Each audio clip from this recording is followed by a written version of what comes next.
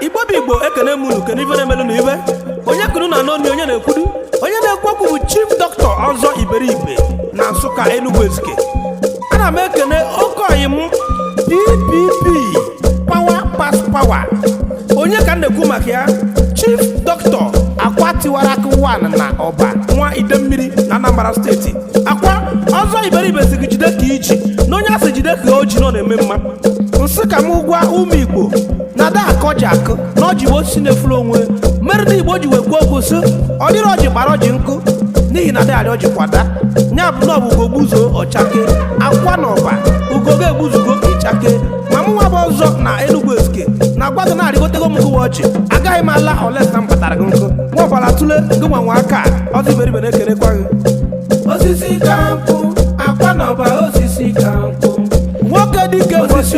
ka nkwụ Akwa na Ọba Ọzọ na-ekene gị osisi ka nkwụ Akwa na Ọba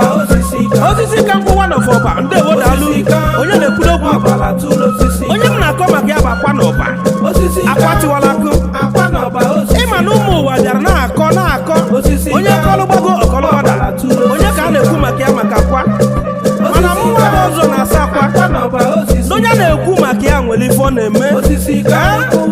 Akwa agara ndị mmadụ ntị lụba ọlụ ị na-alụ na Chineke na-enye akara aka Ọchukwu nyere aka ị na-achị ego gaba na nke Akwa na Ọba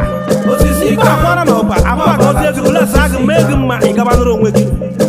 ọ bụ ya ka Akwa megidelu mma odogwu rụrụ Ọba niile ụzọ odogwu gbapụrụ mmiri odogwu na-azụ ụmụ ogbenye PPP Power Pass Power sị ka m jụọ ụmụ Igbo ọ bụrụ na ị na-eme dibịa ya eme ka Akwa ọbụkwanụ na ị na-eme pastọ ya alụkwanụ ka Akwa n'ihi na-enye aka n'obodo n'ihi na-azụ ụmụ ogbenye ihe azụ ka Akwa nwere ọtụtụ ndị mmadụ ọgụ mmadụ adịghị aga ọnụ ọ na-akwụ ụgwọ ọnwa every blessed day Akwa na Ọba